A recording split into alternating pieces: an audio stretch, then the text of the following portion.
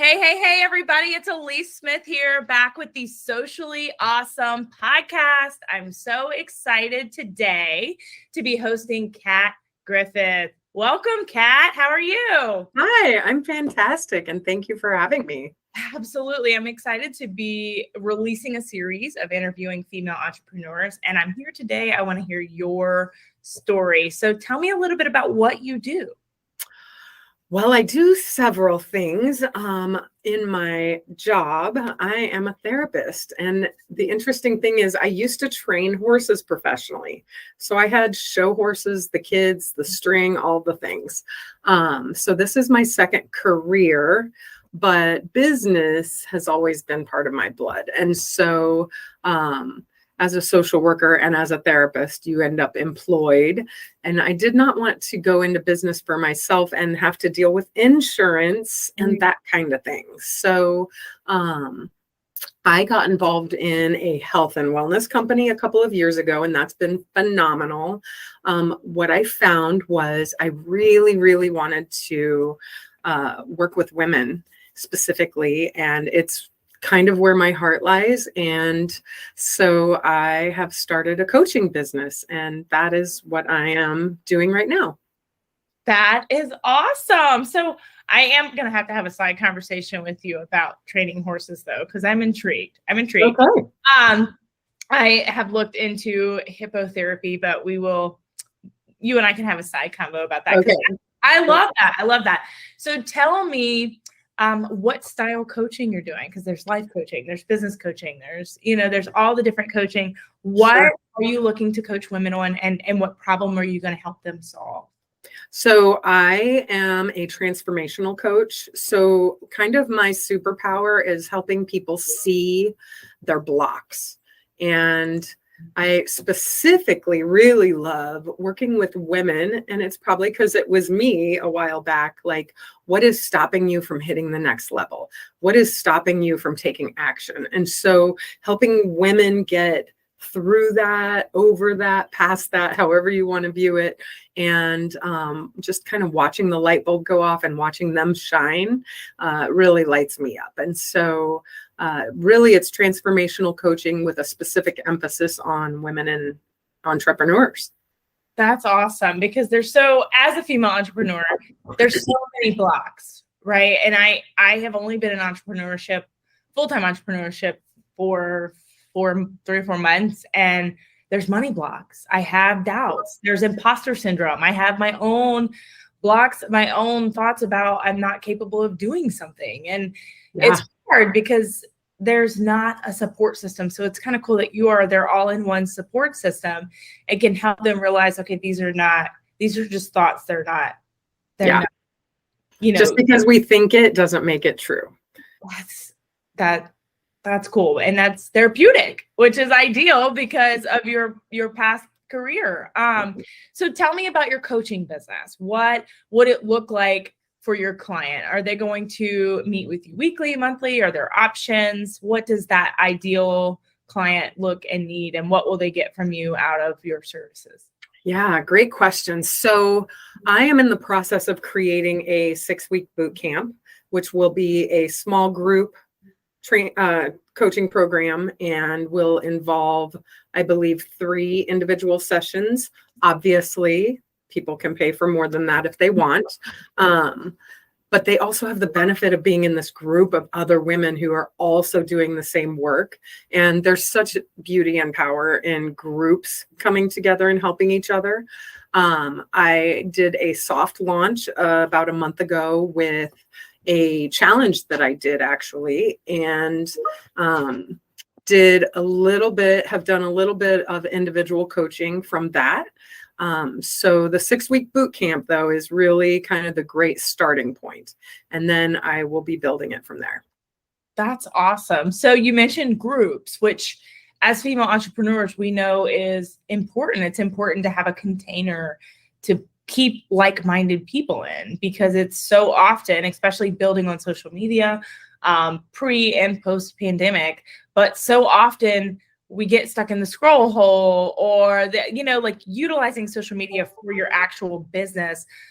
You said you did a soft launch. Do you have a community of of women that you've already kind of brought together that my audience could be interested in joining? And if so, what do y'all do in there? Do you go like weekly lives? You said you do challenges in there. What does your community look like? What does Kat's community look like? Kat's community is called Soulful Ambitions, and it's getting a little bit of a rebrand right now because it does not specify that it's for female entrepreneurs. Okay. But what it is and what it does specify is that it is really for people who are looking to level up their lives in whatever way that looks like. And so from my perspective, my big thing is that if we can learn to approach life with curiosity and a sense of adventure, we have to gain confidence to be able to take risks. But our confidence comes from taking small risks to do new things, to meet new people. We do the scary things and our self-esteem and our confidence go up. And so that group is really all about like latching onto that idea and gaining a sense of purpose and really kind of figuring that out as we go. I go live weekly, and we are now set to do monthly challenges. We've got a new one coming up. Last month was great. We did one called Igniting Your Mega Attractor Mojo. That was so fun. That is a powerful name. I like it. So fun. It was so fun. And that's how the people that are now coaching with me found me, really. Right. And just because of that challenge. And so it was really amazing. And our next one is The Power of No, which is for the people pleaser in us. And so everyone's got some sort of, the majority, especially of women, have some sort of people pleasing element. Absolutely. And, you know, I write my goals out. And I'm not the best with consistency. That's been my major goal for 2020. I start things and I get bored, or I ADD off and I don't finish them. And so consistency was my main goal for 2022. But I also had on the goals that I wrote, I'm going to start saying no. And I know that's not really a smart goal because I didn't say how many times or, you know, but I wrote it down because I have got to stop just agreeing to everything. It's taking a lot out of me. So I'm excited for you to launch that challenge. Yeah. It's going to be fun. I think all women, and then especially mothers, we get very used to, and I'll say this, and if anybody watches this, whether it be the video or the podcast, don't report me. But, you know, like a fundraiser came home from my kid's school yesterday, and it was one of those things where it's like, I would have put 100 hours into raising it so my kid could get that free hula hoop or whatever. And I'm like, it's time for some other moms to step up. Like, I will donate. I will, you know, and that sounds terrible. And all the teachers are going to come after me, I'm sure. But I know my plate is too full right now. And that's okay. And it's okay to say no. And it's something as simple as that. Like when the wrapping paper comes home, I'll buy a couple things of wrapping paper, but I used to be the one that would go door to door. And it's, you got to figure out the balance. You know, I'm like, I volunteer a lot, so I gotta say no. So I will definitely be looking for that challenge. Awesome. And it, you know, it comes from a genuine place. I'm not creating anything that I haven't had to figure out. Right. And so I'll tell you a quick story, if that's okay. Go ahead.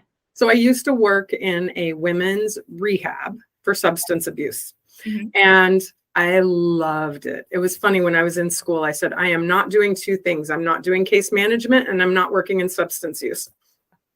Well, that didn't work out so well. Right. Didn't work out. But I loved it. But it taught me how to set boundaries.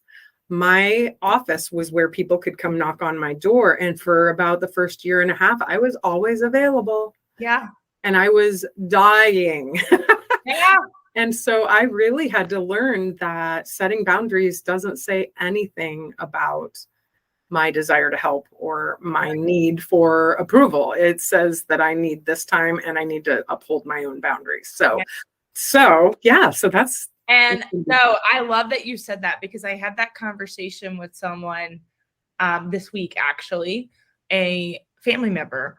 And it was comment that was said that I don't, answer my phone all the time. And I said, well, I have clients. I have a business I'm running. I mean, just because I work for myself doesn't mean I'm not allocating a certain amount of hours to my business. And I will call you back after 5. And it was a hard conversation to have because it's very hard, especially when it comes to family, to say that's saying no, that's setting boundaries. And I know that it appears I'm available at all times because I work on Facebook and, like my Facebook always shows I'm active, but setting those boundaries. So I love that you touched on that. And it's especially from family. That's where it's the hardest because it's where we learned it. It is. And we've gotten to a point where things are so easy to contact people, like a text. People expect that immediate response. Yep. And one thing I've learned is, if you give it an hour, people will go find the answer on their own. They'll help that you're really helping them by letting them help themselves. But 2, I get too distracted and I've got to time block. I've got to set boundaries. And I love that you touched on that. So is there anything else you would like my audience to know? I will make sure in the show notes, people can access your community so that they can join your Power of Saying No challenge. They can find you on social to follow you because I'm inspired just these few minutes we've talked today. I'm inspired to figure out my own blocks because I know they're there. I'm a confident woman, but I know they're there. And the first thing you said was money blocks. Money blocks is my big one. I don't know how many of your not readers, but the podcast listeners have ever listened to Denise DT, but I remember when I read her book, I'm going to curse here. Sorry. Get rich, lucky bitch. We're okay, perfect. And she gave an assignment at the very beginning of the book about clearing. And I sat down the very few time that I actually sit down to do something for myself, which is my goal for this year. And I wrote 7 pages. 7 pages. Now I'm the therapist, mind you. I'm the mindset person. And I wrote 7 pages about my money messages through my life. And so it just really goes to show you we are all working on things. Yeah. And that book has been in my Audible wish list for a long time. So I'm writing myself. Girlfriend, listen to it. No joke. I listened to it 3 times. My weekend read. Get rich. It's in my Audible wish list because I think I get 1 book a month or whatever with Audible. Mm-hmm. Yep. And being an ADD person, I listen to it on 2 times speed.